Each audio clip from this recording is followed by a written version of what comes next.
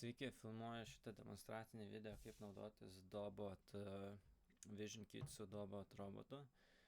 Ir filmuoju dėl to, kad tai yra šiek tiek vienoje vietoje programinė įranga turi šiek tiek tokį niuansą strikti ir reikia ten atliekant kalibracijos procesą pažymėti failą 2 kartus tą patį. Tai kad viskas būtų aišku, filmuoju viską nuo pradžių. Atsidariau Dobot Studio programą, prieš savaitę paskutinį kartą naudojau. Dabar taip viską darau nuosekliai, kaip daryčiau pirmą kartą.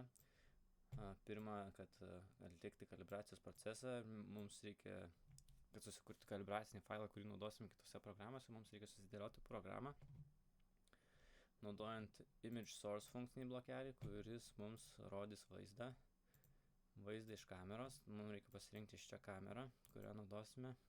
Tada paspausti čia kamerytę šitą vietą, sukurti kameros objektą ir pasirinkti, kad naudosime kamerą. Čia galima pareguliuoti keletą parametrų vaizdo matymo kameros. Ten, jeigu labai reikia, tai mes sukūrėme dabar Global Camera 2 ir jam priskyrėme prie USB laido prijungtos vaizdo kameros tą portą vadinamą. Taip, confirm paspaudžiu. Ir dabar mes pasirinkam šitą Global 2 kameros kintamai. Tai dabar mums reikia toliau sudėlioti programą. Galime pradžiai pasileisti, pasižiūrėti, ką matome. Tai matome tokį vaizdą.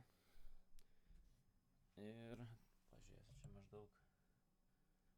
Čia uždėjau ant Magician zonos, yra Magician pažymėta. Čia yra A kampas, čia C, čia D, čia B. Tie kampai nėra labai svarbus, kuris kampas, kaip kortų padėta. Ir dabar mums reikia atlikti kalibracijos procesą. Tai toliau, kad atlikti kalibracijos procesą, mums reikia funkcinių blokelių, kurie yra čia. Pirma reikia calibration boardo, tada endpoint calibration. Ir tada mums reikia funkcinio blokelio, kad pabaigti, pasitikrinti, ar mūsų kalibracijos procesas įvyko tinkamai, calibration transformation. Ir dabar visus šitus blokelius mums reikia sujungti vieną į kitą. Štai taip, tempiant už oranžinio kampo prie kito oranžinio kampo.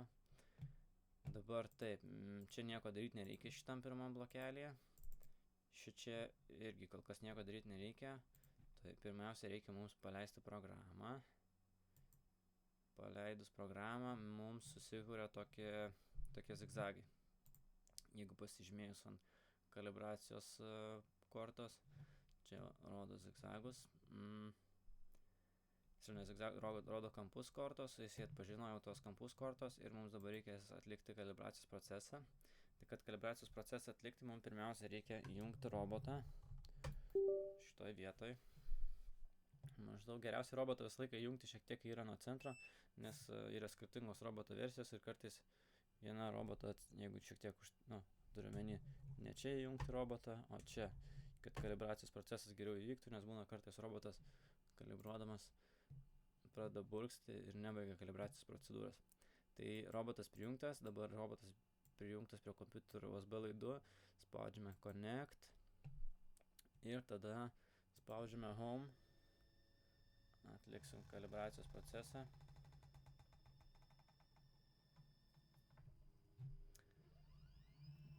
Pirminį ne kalibracijos, o taško nunulinimo, roboto nulinio taško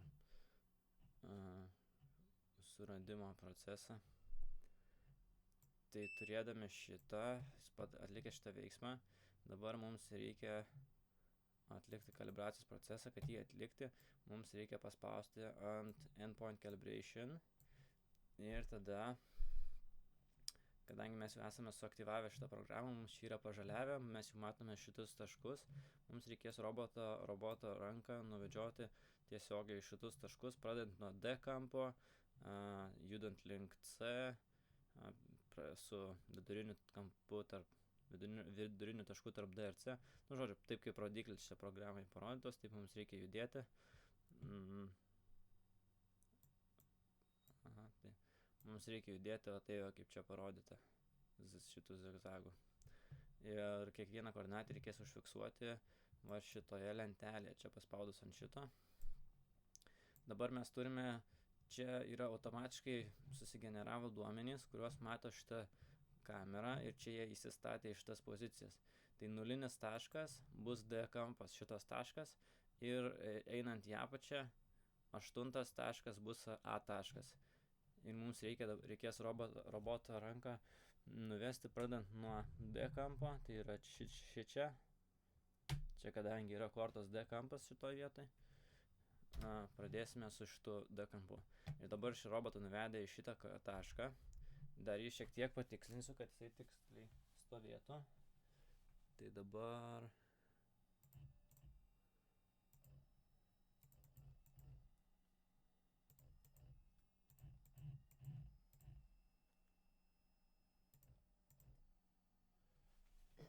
gerai, dabar užvedžiau ant to taško robotą, dabar man reikia nusikopijuoti koordinates šitas ir įrašyti į šitą lentelę. Tiesiog Ctrl+C, Ctrl+V ir dabar robotą vedu žemyn.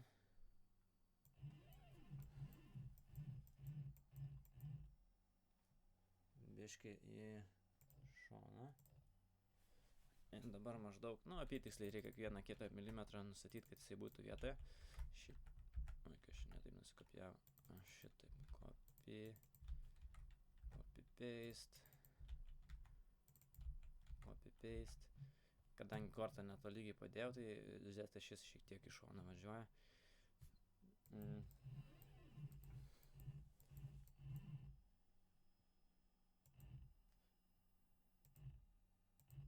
Ne Z turiu omeny Y.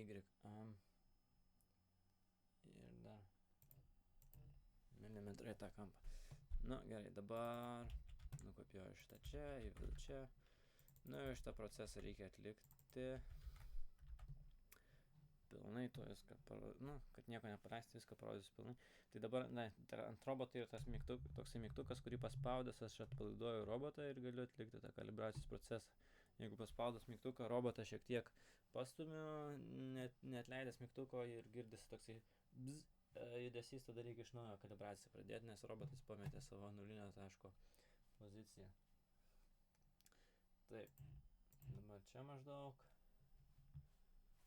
Plius minus atrodo gerai. Dabar šitą įvedu čia. Tai dabar mes esame šitam taške. Ant kortos esame tarp D kampo ir B kampo. Taip. Šitą čia įvedu. Toliau, mums dabar reikia per vidurį, į vidurinį tašką nueiti. Tai reikia X ašimi žemyn pajudėti.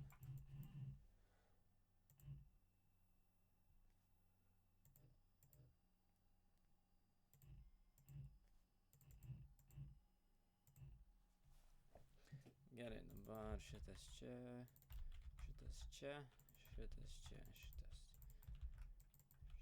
čia. Ir dabar judėsim į šitą tašką tarp A ir C. Kortos. Korta nebūtinai turi būti padėta taip, gali būti apversta kaip į kitą pusę padėta aukštyn kojom. Nėra labai svarbu, tas procesas vaizdo atpažinimo yra atliekamas pagal langelius ir jisai būtent suranda tik tai tuos kraštus, tuos kampus, to sujungimo, kaip jinai padėta, į kurią pusę nėra labai svarbu. Tai dabar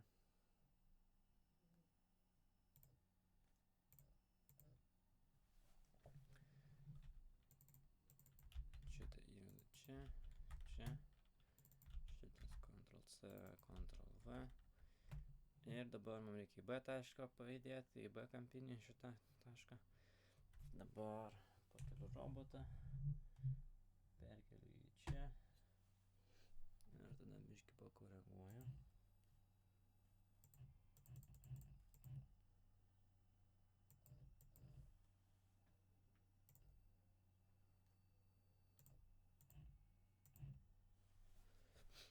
Atrodo gerai. Dabar šitas čia.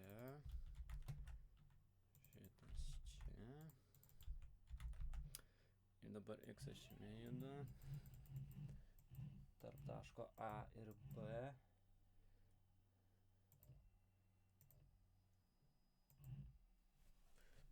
Gerai, nukopijuojam dabar šitą.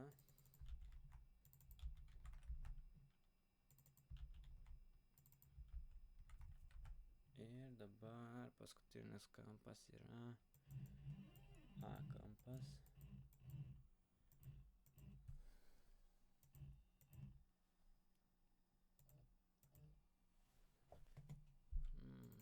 Taip. Ir dabar baigiam šitą procesą visą. Taip, gerai, dabar šitą uždarau. Spaudžiu confirm. Ir dabar mums reikia sukurti kalibracinį failą. Dabar spaudžiu ant šičia. Ir sukuriu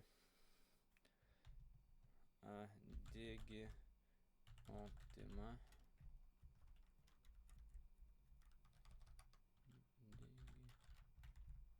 Optima kalibracinį failą.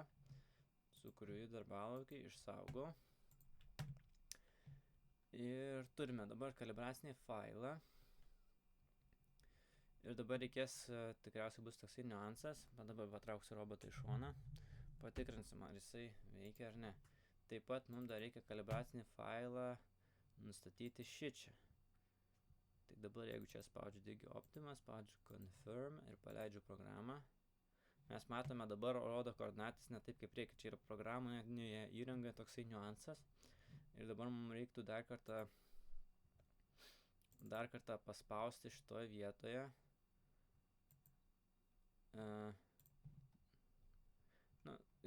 Reiktų dar kartą sukurti mums tą failą. Pabandysiu dabar dar kartą sukurti failą. Taip, ant viršaus perrašau tą patį failą.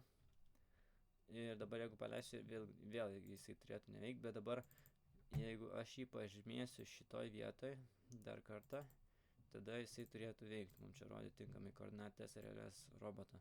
O dabar pasikeitė tinkamai roboto koordinatės, kaip rodo. Ir dabar sėkmingai sukūrėme kalibracinį failą ir jį išsisaugome ant darbalaukio. Mums to kalibracinio failo toliau reikės atliekant kitas vaizdo atpažinimo funkcijas. Tai šiuo metu tiek, toliau bus tikriausiai daugiau video, žiūrėsim. Dar parodysiu, kaip naudotis vaizdo centro suradimo funkciją. Gerai, iki.